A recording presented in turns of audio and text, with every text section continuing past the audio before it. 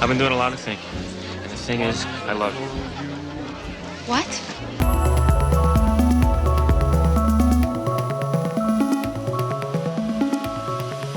Hi, I'm Dr. Jennie Rosier, Associate Professor of Communication Studies at James Madison University. I specialize in communication skills used in romantic and parent-child relationships. And today, I'm going to be breaking down scenes from romantic movies. Couples therapy scene from Couples Retreat.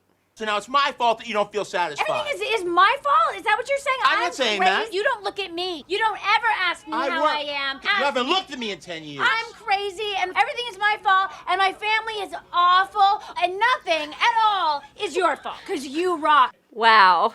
So there's a lot going on in those relationships from Couples Retreat. All they're doing is yelling and blaming each other. They're criticizing one another. You never do this for me. You don't ever ask me how I am. And then counter-criticizing. Well, you never do this for me. You haven't looked at me in 10 years. First of all, criticism is a really bad way to engage in conflict. You should avoid criticism at all costs. The best way, or the easiest way to avoid criticism, is to not use absolutist language like always and never when you are referring to human behavior.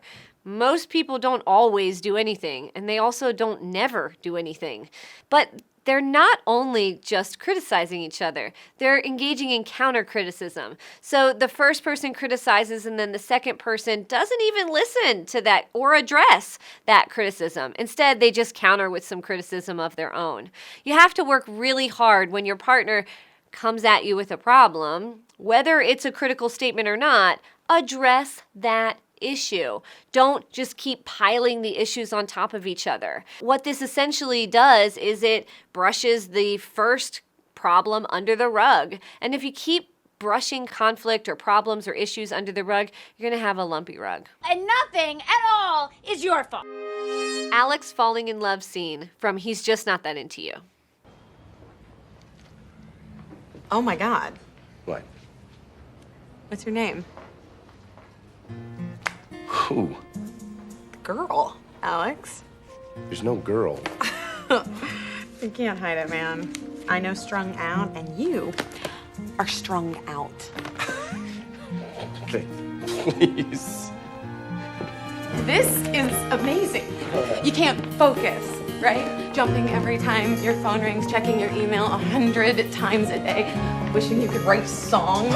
No, feeling the need to bring up her name in random conversations.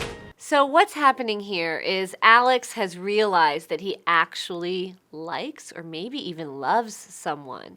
And when this happens, it's a rush of feelings, a rush of emotions. It's actually a rush of hormones pumping through your body. Interestingly, research has shown that when you have those feelings of early love, like you can't be away from them, it's actually very similar to feelings of a drug addict, which is why you feel like you can't be away from them. You want to spend every minute with them. When you're not with them, you want them again.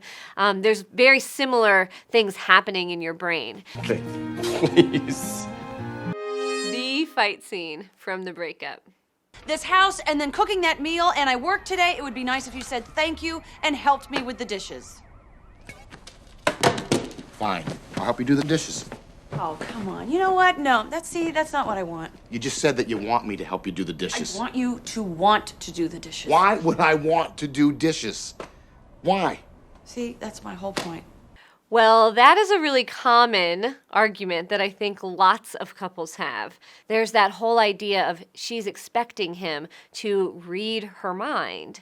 And if you don't tell your partner what you need, how are they ever going to know what you need? So while there's tons of issues in this conflict interaction that need to be worked on, the main thing here, I think, is expressing what you need out of a partner and telling them, and don't expect them to just figure it out. You said on our very first date that you don't like flowers, that they're a waste of money. Every girl likes flowers, Gary. Final scene from Breakfast at Tiffany's. You know what's wrong with you, Miss whoever you are? You're afraid to stick out your chin and say, okay, life's a fact. People do fall in love. People do belong to each other, because that's the only chance anybody's got for real happiness. You call yourself a free spirit, a wild thing. And you're terrified somebody's gonna stick you in a cage. Well, baby, you're already in that cage. You built it yourself. Wow.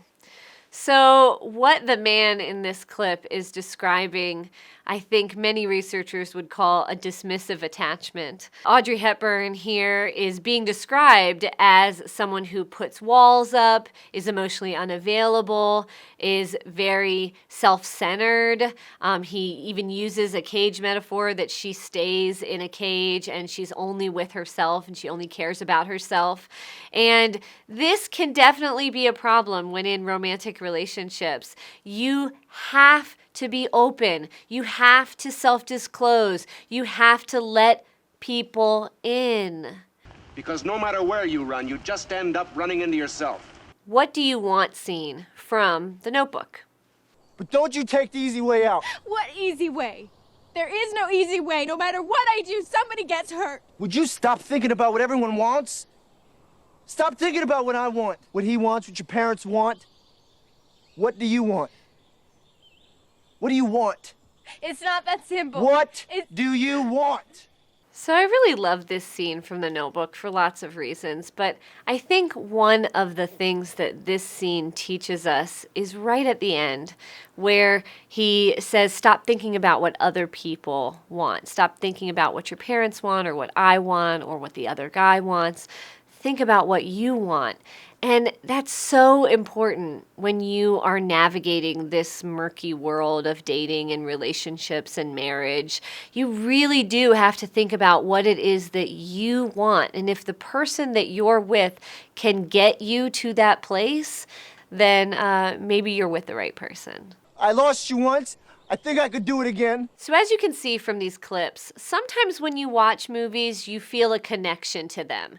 You feel like, hey, this has happened to me. And then other times when you watch movies, it seems really outrageous and not representative of the relationships that you've been in or the relationships around you. You have to be really careful when you watch movies, when you're making decisions about your own romantic life. Again, talk to people who are in healthy relationships, in the real world. They're the ones that are going to give you really good advice about what it's like, what's difficult, what's wonderful, and listen to what they have to say. But, you know, it's always fun to watch the movies.